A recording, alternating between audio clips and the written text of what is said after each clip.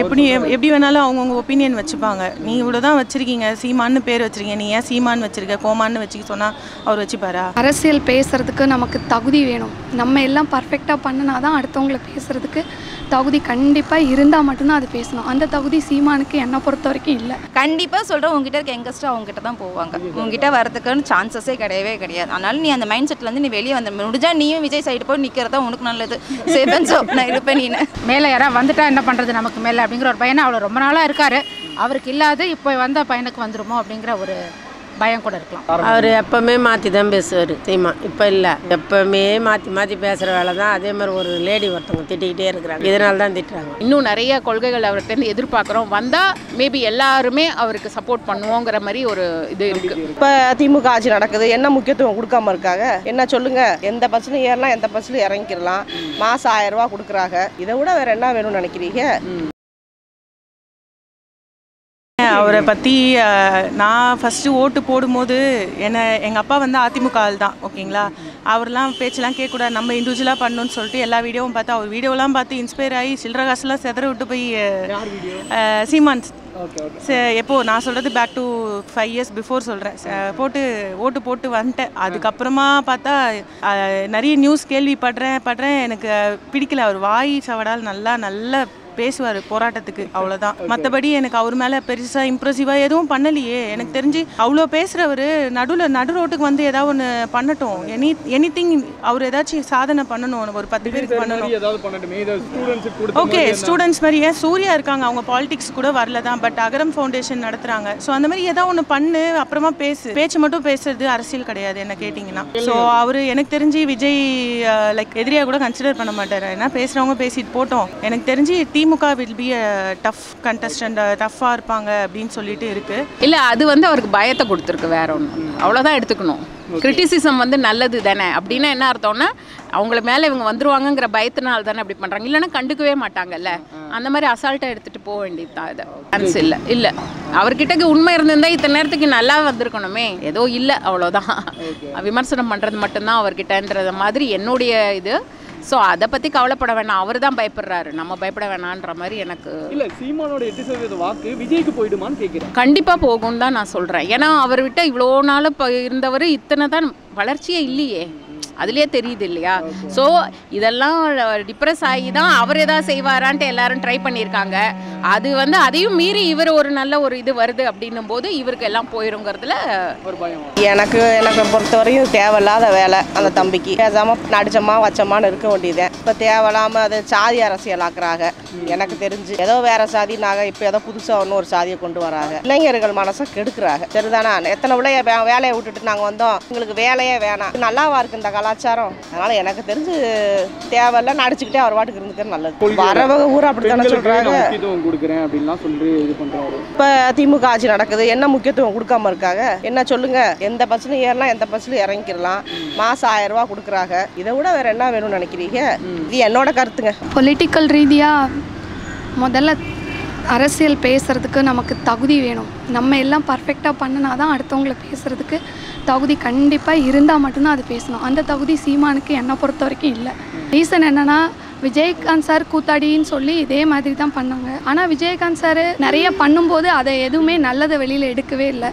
எல்லாருமே அவரை குறை சொல்லி இன்க்ளூடிங் சீமான் தான் ரொம்ப அதிகமாக கேவலமாக கால் கட்டவரல் தூசிக்காக மாட்டார், அவ்வளோ ரொம்ப கேவலமாக பேசியிருந்தார். அதே மாதிரி விஜய், அதாவது இப்போ என்ன சொன்னோன்னா, டிஎம்கே ஆக்டிவாக இல்லை, ஏடிஎம்கே எதுவுமே ஆக்டிவாக இல்லை. ஆக்டிவ் மீன்ஸ் நான் மக்களுக்கு எதுவும் நல்லது பண்ண யாருமே முன்னே வரல. இப்போது போட்டு இவங்க வரணும் அவங்க வரணும்னு யாரும் எதிர்பார்க்கும்போது அவங்க 2 பேருமே ஒழுங்காக பண்ணலை, வாய்ப்பு கொடுத்துமே பண்ணலை. அவர் அது மாதிரி பேசக்கூடாது. ஏன் எல்லாரும் அரசியலுக்கு வர்ற மாதிரி விஜய் வர்றாரு, ஏன் அவர் எதிர்க்கிறாரு? அவருக்கு என்ன நோக்கம் விஜய் மேலேன்னு தெரியலல்ல. விஜய் வரணும். விஜய் வந்து அவர் எப்பவுமே மாற்றி தான் பேசுவார் சீமா. இப்போ இல்லை, எப்பவுமே மாற்றி பேசுகிற வேலை தான். அதே மாதிரி ஒரு லேடி ஒருத்தவங்க திட்டிக்கிட்டே இருக்கிறாங்க, இதனால தான் திட்டுறாங்க. கரெக்டாக பேசணும். என்ன சொன்னால், அரசியலுக்கு அவர் வராரு, வந்துட்டு போட்டோம். எல்லாருக்கும் ஒரு நடிகருங்க எவ்வளோ பேர் நின்னாங்க, அது மாதிரி அவர் நிற்கிறாரு. ஜெயிக்கிட்டுமே, இந்த வாட்டி மாற்றமாக வரட்டுமே, விஜய் தான் வரட்டும், மக்களுக்கு செய்யட்டும். எங்களை மாதிரி ஏழைங்க எத்தனை பேர் இருக்கோம், மகளிர் இருக்கோம். கண்டிப்பாக இந்த வாட்டி நான் மகளிரில் நின்று விஜய்க்கு ஓட்டு போட்டு என் பின்னாடி ஒரு 500 பேர் வர மாதிரி நான் செய்வேன். அதனால் என் பின்னாடி 500 பேரை கூப்பிட்டு வந்து மகளிர் நின்று நான் விஜய்க்கு ஓட்டு போட வைப்பேன், விஜய் ஜெயிக்க வைப்பேன் நாங்கள். ஓகே, நான் பார்த்த வரைக்கும் ஆஸ் அ யங்ஸ்டராக ஒரு சின்ன வயசுலேருந்து ஐம் நாட் லைக் ஃபேன்னா அப்படின்னு எக்ஸ்க்ளூசிவ் ஃபேன் அதனால் இப்படி பேசுகிறேன் அப்படிலாம் கிடையாது. ஜென்ரலாக என்னோட அவுட் சைடு பாயிண்ட் ஆஃப் வியூவில் I think some youngster like not a youngster more than youngster but அந்த மைண்ட் செட் இருக்க ஒரு யங்கான ஒரு பீப்புளோட இன்ஃப்ளூயன்ஸ் இருக்க ஒரு பர்சன் வர்றது I think it's a good thing. அது மாதிரி பண்ணலான்ட்டு நான் அவங்க வந்தால் இது மாறுமா மாறாதா அப்படின்றது அது வந்ததுக்கப்புறம் தெரிய வருது. இப்போ வரைக்கும் ஒரு அவுட் சைடர் பாயிண்ட் ஆஃப் வியூவில் ஒரு யங்ஸ்டர்ஸ் கிட்ட இன்ஃப்ளூயன்ஸ் இருக்கிறதுல கொஞ்சம் வந்து என்ன பண்ண போகிறோம் என்ன சொல்ல போகிறோம் அப்படின்றதுல ஒரு கிளாரிட்டி இருக்குது. ஸோ அந்த கிளாரிட்டி வந்து ஈஸியாக யங்ஸ்டர்ஸ் இன்ஃப்ளூயன்ஸ் பண்ணும். இஃப் இன்கேஸ் அது சக்ஸஸ் ஆச்சு அப்படின்னா மேபி நெக்ஸ்ட் ஜென்ரேஷன் வேறு லெவலில் மாறலாம் அப்படின்றது என்னோட ஒப்பீனியன். இப்போ வரைக்கும் சீமான் சார் வந்து கடுமையாக விமர்சனம் பண்ணுறதுக்கு என்ன ரீசனாக இருக்கும் நீங்கள் நினைக்கிறீங்க? பயம்தான், எங்கே அவர் வந்துடுவாரோ பண்ணிடுவாரோ. ஏன்னா அவருக்கு நிறைய சப்போர்ட் இருக்குது, இங்கே மட்டும் இல்லை அவளுக்கு எல்லா கண்ட்ரிலையுமே அவருக்கு வந்து இப்போ ஜப்பானில் எடுத்துகிட்டு சைனாவில் எடுத்துகிட்டு அவருக்கு ஃபேன்ஸாக இதை விட நான் அதிகமாக தான் இருக்குது. ஸோ வந்துடுவாருன்றது வந்து அவருக்கு டவுட் வந்துடுச்சு. சீமா நம்ம வந்து விஜய் சொல்கிற மாதிரி அவருக்கு ஓட் பண்ணிடுவாங்க, அவர் வந்துடுவார் அந்த பயம் தான் அவர் இப்படிலாம் பேச வைக்கணும். உனக்கு அந்த பயம் இல்லைன்னா நீ இப்படிலாம் பேச மாட்டேன். யார் வேணாலும் வரட்டும், எல்லாரும் மக்களுக்கு நல்லது செய்யணும் அப்படின்ற வேர்டு தான் உனக்கு வருமே தவிர அவரை நீ டாமினேட் பண்ணுற மாதிரியான ஸ்பீச்சஸ்லாம் உனக்கு வர அப்போ நீ வந்து நெருடலில் தான் இருக்க. நீ வெறும் வாய்ஸ் ஆவிடா மட்டும்தான், நீ என்ன மாதிரி பண்ணி கிழிச்சன்றதை வந்து நாங்கள் தான் எல்லாத்துலேயுமே பார்த்து தானே இருக்கோம். ஸோ நீ பேசு, எப்பவுமே குறைக்கிற நாய் கடிக்காதுன்னு சொல்லுவாங்க பார்த்தியா, நீ குலைச்சிக்கிட்டே இரு. விஜய் அதை வந்து தாண்டி வந்துடுவார் அவர். நாங்களும் எங்களோட ஃபுல் ஓட்டுமே அவருக்கு தான், கண்டிப்பாக அவருக்கு தான் நாங்கள் போடுவோம். ஏன்னா எங்களுக்கு வந்து புதுசாக ஏதாவது ஒன்று தேவைப்படுது. எப்போவுமே வந்து தேஞ்சு போனது கிழிஞ்சதே நாங்கள் தைச்சி போகிறதுக்கு நாங்கள் புதுசாக வாங்கி நாங்கள் என்ன எதுவோ நாங்கள் அதை பார்த்துக்குறோம். அவர் பேசுகிறது அவர் எப்போதும் ஆல்ரெடி எல்லாத்தையும் பேசுகிறது தான் ப்ரோ, அது வளர்ந்து வழக்கமாக நடக்கிறது, அதனால் ஒன்றும் பிரச்சனை இல்லை. அவர் பேசுகிறபடி அவர் ஒரு சைடு பேசிக்கிட்டோம், யாரும் மக்கள் அதை யாரும் கண்டுக்க முடியாது. பசங்களுக்கு வந்து அவர் என்ன பேசுகிறாரு எது பேசுகிறான்னு புரியாமல் பேசுகிறாங்க. அவர் பேசுகிறது எதுவுமே உண்மையும் கிடையாது பெரும்பாலும். அது மாதிரி இவர் விஜய் பேசுகிறது வந்து படத்தில் பேசுகிற மாதிரியே வந்து தான் இதுலேயும் பேசினாப்புல மீட்டிங்லேயும். அவர் படத்தில் பேசுகிறதுக்கு இதுக்கும் வேறுபாடே கிடையாது. மனப்பாணி பண்ணி பேசுகிற யார் வேணாலும் பேசலாம் ப்ரோ. இவர் உதயனா எடுத்துக்கங்க, அவங்க வந்து படத்தில் ஒரு மாதிரி பேசுவாங்க, மீட்டிங்கில் ஒரு மாதிரி பேசுவாங்க. அதனால் வந்து அவர் பேசுகிறதெல்லாம் இது பண்ண முடியாதுல்ல. அவர் வந்து கூட்டணி அவரோட வச்சுக்க மாட்டான்ட்டு சொல்லிட்டார்ல, அதனால வந்து நான் எல்லாத்தையும் எதிர்ப்பேன், முடிஞ்சா நீ வந்து என் கூட சேர்ந்துக்கோன்னு சொல்லிட்டாப்புல. நான் இப்போ அவர் போய் இவர் சேர்ற அளவுக்கு இவர் சின்ன ஆள் இல்லைன்னு இவர் ஒரு சைடு கத்திக்கிட்டு இருக்காப்புல. இவர் போய் சேர முடியாதுல்ல, இவர் வந்து அவருக்கு முன்னாலேருந்து இருக்காள். அதனால இவர் போய் சேர முடியாது.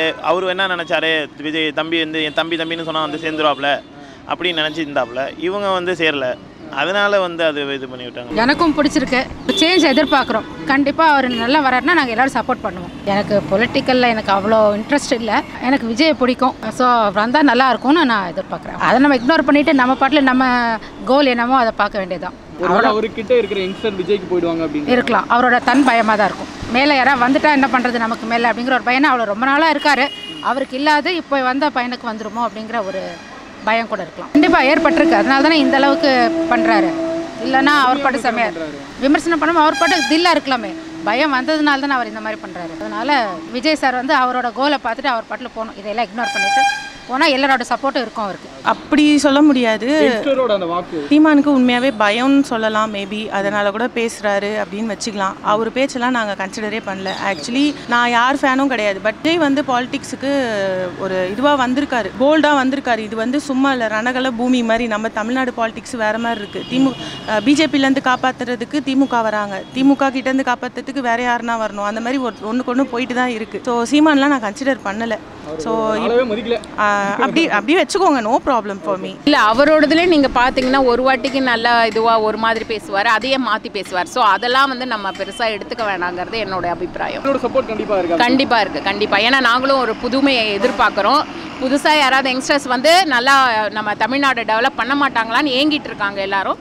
So we will definitely support. கண்டிப்பாக நடக்கும். ஆனால் அதுக்கேற்ற மாதிரி அவரும் இருக்கணும், பயந்துடக்கூடாது. அவர் மற்றவங்க மாதிரி பயந்துடக்கூடாது அவர், அவ்வளோதான். அதில் கரெக்டு தான், ஸ்டார்டிங் எல்லாமே அப்படி இருக்கும். பட் நிறைய சேலஞ்சஸ் அவரும் பார்க்கணும். ஸோ அதுலேருந்து அவர் வந்து எப்படி இது பண்ணி நிற்கிறாருங்கிறதா மேட்ரே. இப்போது எல்லாருமே வந்துடுவாங்க. எனக்கு தெரிஞ்சு பெரியவங்க கூட, நாட் யங்ஸ்டர்ஸ் ஒன்லி, எல்லாருக்குமே வந்து இந்த மாதிரி புதுசாக ஏதாவது நடக்காதா, நம்ம தமிழ்நாடு நல்ல நிலைமைக்கு போகாதான்ற ஏக்கத்தில் எல்லாரும் இருக்காங்க. ஸோ டெஃபினட்டாக அவருக்கு சப்போர்ட் பண்ணுவோம். சீமானை எதிர்க்கிறத கண்டுக்க கூடாதுல்ல, அவ்வளோதான். அதை வந்து மதிக்கவே கூடாது, அவ்வளோதான்.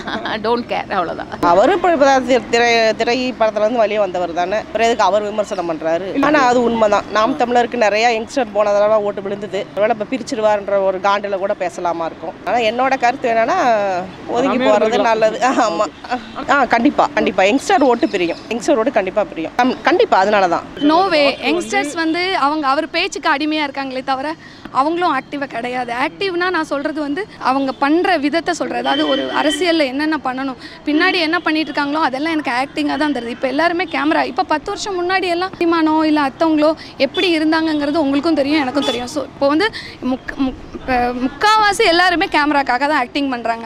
விஜய் வந்து கேமராவில் இதில் மூவியில் ஆக்ட் பண்ணார். நிஜ வாழ்க்கையில் 50 வயசு வரைக்கும் வாழ்ந்துட்டோம், இனி மக்களுக்காக வாழுவோன்னு உள்ளேருந்து பேசுகிறது எனக்கு புரியுது. நான் விஜய் ஃபேனோ இல்லை அஜித் ஃபேனோ டசன்ட் மேட்டர். நாட்டு மக்களுக்கு யாராவது இப்போது இந்த ரோட்டில் போகிறவங்க ஒருத்தவங்க வந்தாங்கன்னா நீ யாருடா கோமாளி கேட்குறதுக்கு தான் ஆள் இருக்குது. சரி நீங்கள் வாங்க பண்ணுங்க, நாங்கள் உங்களுக்கு ஓட்டு போடுறோன்னு சொல்கிறதுக்கு நீங்களும் நானும் ரெடியாக இல்லை. இப்போ ஒருத்தர் பப்ளிக்கில் இருந்து தான் வரணும், எல்லாருக்கும் தெரிஞ்சவர் தான் வரணும். கூத்தாடி வேலை பார்க்குறவர், கடையில் நிற்கிறவர், இவன் செக்யூரிட்டி, இவெல்லாம் வரக்கூடாது. நல்ல மனசு இருந்தால் வரலாம். என்னை பொறுத்த வரைக்கும் விஜயகாந்த் சாருக்கு அப்புறம் நான் விஜயை தான் பார்க்குறேன். ஏன்னா நான் விஜயகாந்த் சாருக்கு தான் ஓட்டு போட்டேன். கடுமையாக பேசுகிறதுக்கு எங்கள் பக்கத்து வீட்டில் இருக்காங்க, உங்கள் பக்கத்து வீட்டில் நீங்கள் இருக்கீங்க. அவன் வந்து நல்லவனாக இருப்பான், எல்லாமே செய்வான். செய்யும்போது 4 பேர் அந்த பக்கத்து வீட்டில் இருக்கிறவனை பாராட்டும் போது இந்த இன்னொரு வீட்டில் பக்கத்தில் இருக்கிறவன் கேவலமான ஒரு கேரக்டர் பண்ணுறமா என்ன பண்ணுவான்? அவனை போய் அசிங்கமாக, அதுதான் சீமானோட கேரக்டர். வேறு ஒன்றும் பண்ண முடியாது. நல்லவர்னு வச்சுக்கோங்களேன், அவர் ஒரு பக்கம் நல்லது பண்ணிட்டு போட்டோம், நான் ஒரு பக்கம் பண்ணுறேனேன்னு சொல்லிட்டு சும்மா இருப்பான். நல்லவனா அந்த பயத்தில் பேசுகிறாருன்னு விஜய் ஜெயிச்சிட போகிறாரு, அப்படிதான். ஒரு பக்கம் போயிடுவாங்க. ஆமாம், அதனால பயப்படுறாரு. வேற ஒன்று அதுதான் விஜய்க்கு அவர் பயப்படுறாரு. ஆமாம், மகளிர்லாம் அதிகமாகிடுச்சு விஜய்க்கு. நீங்கள் யார் பக்கங்க? நான் விஜய் பக்கம். விஜய் ஓட்டு போடுவேன். ஆமாம், ஓட்டு போடுவேன். நான் பர்டிகுலராக இந்த பர்சன் பற்றி இப்படி நினைக்கிறேன் அப்படின்னு நான் சொல்ல வரல. ஜென்ரலாக ஒரு கேம் அப்படி விளையாடுறோம், நம்மளோட ஆப்போனண்ட் வந்து ஒன்று ரொம்ப டஃப்பான ஆப்போனண்ட்டாக இருந்தால் ஒன் ஆஃப் த டாக்டிக்ஸ் அவங்கள தாக்கி லோ பண்ணுறதா இருக்கும். இல்லை அப்படின்னா நிஜமாலே வந்துட்டு ஒரு நல்ல காம்படிட்டர் வந்துட்டாங்க அப்படின்றதுக்காக நம்ம வந்து அவங்கள இதுக்கு ஆப்போனண்ட்டாக கூப்பிடுறதுக்கு ஒரு டாக்டிக்ஸ் யூஸ் பண்ணி வர வைக்கிறதுக்காக, ஆப்போனண்ட்டாக வரணுன்றதுக்காக ஒரு டாக்டிக்ஸ் யூஸ் பண்ணுவோம். இந்த 2 டாக்டிக்ஸில் எந்த டாக்டிக்ஸ் அவர் யூஸ் பண்ணுறாரு அப்படின்னு தெரியல. மேபி இது 2த்துல எது வேணாலும் இருக்கலாம் அப்படிங்கிறது என்னோட ஒப்பீனியன். ஒரு விஷயம் வந்து ஃபஸ்ட்டு ப்ளஸ்ஸாக பேசினவங்க அதுக்கப்புறம் நெகட்டிவாக பேசுகிறாங்க அப்படின்னா அப்போ அவர் சொன்ன ஏதோ ஒரு வேர்டில் வந்து அவருக்கு ஈடுபாடு இல்லாமல் இருந்திருக்கலாம். அதனால் ஒப்பீனியன் சேஞ்ச் ஆஃப் ஒப்பீனியன் தான். இந்த ஒப்பீனியன் நான் ஃபஸ்ட்டு சொல்லிட்டேன்றதுக்காக அதை நான் கடைசி வரைக்கும் ஸ்டாண்ட் பண்ணணும் அப்படிங்கிறது இல்லை. மேபி அது மாதிரி சேஞ்ச் ஆஃப் ஒப்பீனியனாக தான் இருந்திருக்கும் அப்படின்றது எனக்கு தோணுது. யங்ஸ்டர்ஸ் ஃபுல்லாகவே கிடையாது. அப்படின்னா எதிர்க்கிற யங்ஸ்டர்ஸ் நிறைய பேர் அதுக்கு அகெயின்ஸ்டாக பேசுகிற, குரல் எழுப்புற, மீம்ஸ் கிரியேட் பண்ணுற இதுவும் நான் பார்த்துருக்கேன். ஸோ யங்ஸ்டர்ஸ் எல்லாருமே அப்படின்றது அது உங்கள் ஒப்பீனியன். அப்படி யங்ஸ்டர்ஸ் எல்லாருமே இல்லை அப்படின்றது என் opinion. Again it comes under perspective. ஒருவேளை அகெயின்ஸ்டாக இருக்கவங்களே அவர் வந்து நல்லது பண்ணக்கப்புறம் மாறலாம், இல்லை நல்லா தான் பண்ணுவாருன்னு நினச்சவங்களே நல்லா பண்ணலை ஒரு வேலை அப்படின்னா அவங்களோட வந்து போடாமல் போகலாம். இது மாதிரி வந்து பெர்ஸ்பெக்டிவ் மாறிட்டே இருக்கும் சார். எந்த பெர்ஸ்பெக்டிவை மெஜாரிட்டி அவங்களால ஸ்டாண்ட் டவுன் பண்ண முடியுதோ அதுக்கேற்ற மாதிரி நல்லதாக நடக்கும். அப்படி இன்னொரு விஷயம் என்னென்னா, இப்போது ஹையாக லைம் லைட்டில் வந்து அவர் சினி ஃபீல்டில் இருக்கார், ஓகேங்களா. அவருக்காக மாநாடு வருதுன்னா ஓகே, எவ்வளோ பேர் தான் வைக்கிறாங்க, ஆடியோ லான்ச் அது இதுன்னு வைக்கிறாங்க, எல்லாரும் போகிறதில்ல. சீமான் சார் சொல்கிறாரு ஜெயலலிதா கூடாத கூட்டமா, எம்ஜிஆர் கூடாத கூட்டமா, இல்லை விஜயகாந்துக்கு தான் ஏன் இவ்வளோ நாளாக இந்த கூட்டம் இவ்வளோ நாள் கட்சி மாநாடு வைக்கிறாரு, ஏன் இந்த கூட்டம் அவருக்கு கூடலை? அது அவர் யோசிக்கணும். ஒன்று. இன்னொரு விஷயம் என்னென்னா, இப்போது நல்ல ஒரு ஹை பாப்புலாரிட்டியில் இருக்கவரை புகழ்ந்தா மட்டும் மேலே வர முடியாது. அவங்க முன்னாடி வந்து எதிர்த்து பேசி அந்த பாப்புலாரிட்டியும் வாங்கிக்கிறதுக்கு தான் அவர் பண்ணுறாரு. ஸோ இப்போ விஜய்னா வந்து சரி அவர் சொல்கிற மாதிரி உலகம் ஃபுல்லாகவே தெரியும், உலக கட்சின்றார். ஸோ இந்த மாதிரி ஒரு ஆளை நம்ம எதிர்த்து பேசணுன்னா நம்மளும் பாப்புலர் ஆகும், நம்ம கட்சி இதுவாகும்னு கூட இருக்குது. அது மாதிரி இருக்குது. அவரோட மூட நம்பிக்கை, சீமானோட மூட நம்பிக்கை. நம்ம இப்படிலாம் பேசணும், நம்மக்கிட்ட ஃபோக்கஸ் வரும், எல்லாரோடைய பார்வை நம்ம மேலே இருக்கும், நம்ம மேலே எல்லாமே இது பண்ணுவாங்க, கமெண்ட்ஸ் வராது இதுன்னு அவர் பண்ணுவார். பட் ஆனால் நீ என்ன பண்ணாலும் உன்னுடைய தகுதி நின்று கீழே இறக்கிக்கிட்டே தான் போறியே தவிர நீ மேலே வருவேன், நீ அடுத்து வருவேன்றது வந்து கண்டிப்பாக வந்து டவுட்டு தான். அது 100க்கு 100%, 200% டவுட்டு தான். அது நீ எப்படி இருந்தாலுமே ஒருத்தன் டாமினேட் பண்ணி நீ மேலே வரணும்னு நினச்சினா நீ தான் கீழே இருப்பேன், அவங்க தான் மேலே இருப்பாங்க. அது நீ என்றைக்கு புரிஞ்சுக்கிறியோ அப்போ தான் நீ 8% வாக்கா ப்ரோ, அது வந்து சும்மா ப்ரோ. இதெல்லாம் வாக்கு விழுவும் எல்லாத்துக்கும். இதோட பெரிய அரசியல்வாதிலாம் கேப்டன் இருந்தாங்க, இதோட நல்லா ஜெயிக்கிற நிலைமையில இருந்தாங்க. அவர் கேப்டன் எப்படி எந்த இதில் வந்து அவரு கூட்டணிக்கு இது பண்ணிவிட்டாங்க, அதனால போயிட்டாப்புல. அது இவர் வாக்கு வாங்குறதுனாலலாம் எதுவும் பேச முடியாது ப்ரோ. அதான் சொல்லிட்டேனே, அவர் அவரை பற்றி பேசுகிற வேஸ்ட் ப்ரோ. சீமான் ப்ரோ பற்றி அவங்க பேசுகிற ஒரு சைடு அவர் விமர்சனம் தானே பண்ணுறாப்புல, வேற என்ன கொள்கைங்கிற என்ன பண்ணாப்புல. இப்போ இவங்க விஜயை எதிர்த்து பேசுகிறாப்புல. விஜய் வந்து அரசியலுக்கு வரதுக்கு முன்னாடியே ஒரு களத்தில் நின்று ஜெயிச்சாப்புல. ஒரு மைக்கேல் இயக்கணும் வச்சு அவங்க ஜெயிச்சாங்க. அப்படி கூட இன்னும் அவங்க ஜெயிக்கல. வாக்கு இருந்தாலும் அவங்க ஜெயிக்கணும்னு ஒரு அடிப்படையில் இன்னும் இல்லைல்ல. விஜய்க்கு வாய்ப்பு இருக்குன்னு சொல்லுவாங்களே தவிர்த்து அவங்க நிற்கிற இடத்துல விஜய் நான் நிற்கிற இடத்துல வேணால் ஜெயிக்கலாம், மற்றபடி வாய்ப்பு விஜய் இல்லை. யாராச்சும் ஒருத்தர் ஃபீல்டில் வந்து ஒரு தேர்தல் அப்படின்னு நடக்கட்டும், அப்போ தான் வந்து என்னன்னு தெரியும். நம்ம அவங்க முன்னாடி வாக்கு வச்சுனா அவன் ஃபஸ்ட் ரேங்க் எடுக்கிறான் அப்படின்றதுக்காக இவனும் ஃபஸ்ட் ரேங்க் எடுத்துருவானா அப்படின்னு கேட்கக்கூடாது. அவனை படிக்கிறவனை எக்ஸாம் எழுத விட்டு அவன் என்ன எடுக்கிறான்றது 2 பேரும் ஈக்குவாலிட்டி பார்த்துட்டு தான் நம்ம சொல்ல முடியும். ஸோ அவங்க எப்படி வேணாலும் வாக்கு எடுத்துருக்கலாம். மேபி என்ன மாதிரி இன்ஸ்பயர் ஆன அவர் பேச்சை பார்த்து இன்ஸ்பயர் ஆனவங்க கூட போட்டிருக்கலாம் மேபி. எனக்கு தெரிஞ்சு போன லாஸ்ட் எலெக்ஷன் வரையுமே வந்து நிறைய யங்ஸ்டர் வந்து நாம் தமிழருக்கு தான் ஓட்டு போட்டாங்க. ஸோ அது பிரியும், அது இந்த காண்டில் கூட அவர் பேசலாம். திராவிடத்துக்கு ஒவ்வொருத்தரும் ஒவ்வொரு கருத்து சொல்கிறாங்க. அதனால அது எப்படி சொல்கிறது, இன்னும் எங்களுக்கு வந்து யோசிக்கிற அளவு யாரும் தெளிவான கருத்துக்களை சொல்லலைன்னு நாங்கள் சொல்லலாம். ஒரு நல்ல தலைவர் வந்து நல்ல கருத்துக்களை சொன்னால் ஏற்றுக்கிறோம். பெண்கள் ஓட்டு எப்பயுமே ஸ்டாலினுக்கு தான். மாநாட்டுக்கு அது ரீசன் என்ன தெரியுமா? மாநாட்டுக்கு முன்னாடி அவர் என்ன நினைச்சாருன்னா, நம்ம நினைக்கிறத விட இவன் வந்து கொஞ்சம் வரும்போது நம்ம சேர்த்துக்கலாம், நம்ம கொஞ்சம் இது வந்துக்கலாம் அப்படின்னு நினச்சிருக்கலாம், வாய்ப்பு இருக்கு. பட் ஆஃப்டர் மாநாடு அவர் வந்து எல்லாரையும், விஜய் வந்து பேட்டியில் வந்து எல்லாரையுமே பேசிட்டாரு, இன்க்ளூடிங் சீமான். கத்தி பேசுறது, ஏன் கத்தி பேசுறது, எல்லாரும் உண்மையாக சொன்னால் கத்தி தான் பேசுவார், தேவையே இல்லாத இடத்துல கத்துவார், சம்பந்தம் இல்லாத கதையெல்லாம் பேசுவார். அதனால் விஜய் சொல்லியிருக்காரு. இன்னொன்று சீமான் வீட்டில் எல்லாருமே சீமான் சொல்லிட்டு தான் இருந்தாங்க. பட் சீமான் வந்து அவருக்காக தான் பேசுகிறாரு, நாட்டுக்காக பேசலை. நம்ம தமிழ் மக்களை எங்கே பேசுனா, எந்த பாயிண்ட்டை பேசுனா கரெக்டாக இருப்பாங்க, கரெக்டாக யோசிப்பாங்க, அதாவது எந்த இடத்துல ஒருத்தங்களை பேசுனா அவங்க நம்ம மக்களை இது பண்ணுவாங்க, நம்ம எப்படி சொல்கிறது, எந்த இடத்துல பேசினா மக்களை தூண்ட முடியும் அப்படிங்கிறத சீமான் வந்து கைவந்த கலை. நான் சொன்னேன்னா மொத்தத்தில் நல்ல மனசோ இல்லை செய்கிறதுக்கோ 50 வயசு வரைக்கும் வாழ்ந்துட்டேன், இனி நான் மக்களுக்காக வாழ போகிறேன், இது கரெக்டான காரியம். ஏன்னா இன்னொன்று சொன்ன கரெக்டான அவர் சொன்ன விதம், அவர் உள்ளிருந்து பேசினார். சீமான்லாம் உள்ளிருந்து பேசின மாதிரி எனக்கு ஃபீல் ஆகலை. என்ன மாதிரி உள்ளவங்க, ஐம் 35 now. ஜாதி பற்றி முதல் பேசவே கூடாது, அதுவே தப்பு தான். எல்லாரும் ஒன்று தானே, எல்லா மதமும் ஒன்று தான், அப்புறம் ஏன் ஜாதி பற்றி பேசணும்? அதுதான் கேள்வி கேட்குறாரு. எல்லா மதமும் ஜாதியும் ஒன்றா ஆயிடுமா அப்படின்னு கேட்குறாரு. சீமான் கேட்குறாரு. அப்படி கிடையாது, எல்லா ஜாதியும் ஒன்று தான். அவர் அந்த மாதிரி பேசுகிறாருன்னா தப்பு தான். விஜய்க்காக அப்படி பேசுகிறாரு அவர். அது ஆமாம், அதுக்காக நாங்களே தப்புன்னு தான் சொல்லுவோம். அவர் பேசுனது சரி கிடையாது. சீமா பேச கண்டிப்பாக பிரியும். இப்போ விஜய் சார் வந்தாங்கன்னா கண்டிப்பாக இப்போது தளபதினு இருக்காங்க, தலையோட ரசிகர்களே சொல்கிறாங்க கண்டிப்பாக எங்களுக்குள்ளே என்ன விதமான மோதல்கள் இருந்தாலுமே நாங்கள் தளபதிக்கு தான் ஓட் போடுவோம். அப்போ தலையோட இதுவே இது பண்ணும்போது உன் சைடில் இருக்க எங்கஸ்ட் என்ன புரியல எனக்கு. அது கண்டிப்பாக சொல்கிறேன், உங்ககிட்ட இருக்க எங்கஸ்ட்டு அவங்ககிட்ட தான் போவாங்க, உங்ககிட்ட வரதுக்குன்னு சான்சஸே கிடையவே கிடையாது. அதனால நீ அந்த மைண்ட் செட்லேருந்து நீ வெளியே வந்து முடிஞ்சா நீயும் விஜய் சைடு போய் நிற்கிறதா உனக்கு நல்லது. சேஃபன் சோப் நான் இருப்பேன். நீ என்னை பொறுத்த வரைக்கும் அதுதான். இல்லையா கொஞ்சம் நஞ்சம் இருக்கிற மான மரியாதை நீ அந்த பக்கம் போனீங்கன்னா நீ காப்பாற்றிப்ப. விட்டுட்டு பைத்தியக்கார பயிலாக இருக்கணும், நீ தான் பைத்தியக்காரன், நாங்களாம் பைத்தியக்காரன் கிடையாது சரியா? அதனால் நீயும் இதுவை காப்பாற்றிக்கோ, அவ்வளோதான் சொல்லுவேன். யூஸ் ஆவார் இதுக்கப்புறம் ட்ரோலிங், அந்த ஸ்டிக்கர்ஸ், கிஃப்ட் அதுக்கெல்லாம் வந்து யூஸ் ஆவார் அவர். அவ்வளோதான் எங்களுக்கு தெரிஞ்சு. ஃபஸ்ட்டு நீ ஒழுங்காக இருக்கியா, நீ ஒழுங்காகிறதுக்கப்புறம் இவங்க ஒன்றா அவங்க ஒன்றான்றதெல்லாம் நீ வந்து பேசாத. அதெல்லாம் நீ எதுக்கு அதை பேசுகிற? ஓப்பனாக பேச முடியல. ஸோ இது எல்லாருமே பார்ப்பாங்களே என்னன்றது தெரியல. ஸோ நாங்களும் வி ஆர் கேர்ள்ஸ். ஸோ அதனால் நாங்கள் எங்கள் லெவலில் தான் பேசணும். நாங்கள் இன்னும் இறங்கி பேசணும், அது இல்லையே நாங்கள் பேசுவோம். பட் இப்போதைக்கு நீ என்னைக்கு கம்பேரிசமோடு நீ இருக்க, உன்னோட ஸ்பீச்சஸ் எல்லாமே கம்பேரிசமோடு இருக்கோ அப்படின்னா நீ தோற்று போயிட்ட. அந்த இடத்துல நீ ஒன்றுமே இல்லை, நீ 0 தான், அவ்வளோதான். உன் வேலையில் நீ ஒழுங்காக பண்ணு, அதுக்கான ரெக்கக்னேஷன் கண்டிப்பாக உனக்கு கிடைக்கும். எங்களோட டார்கெட்லாம் டிஎம்கே தான். அப்படி சொல்கிறீங்க?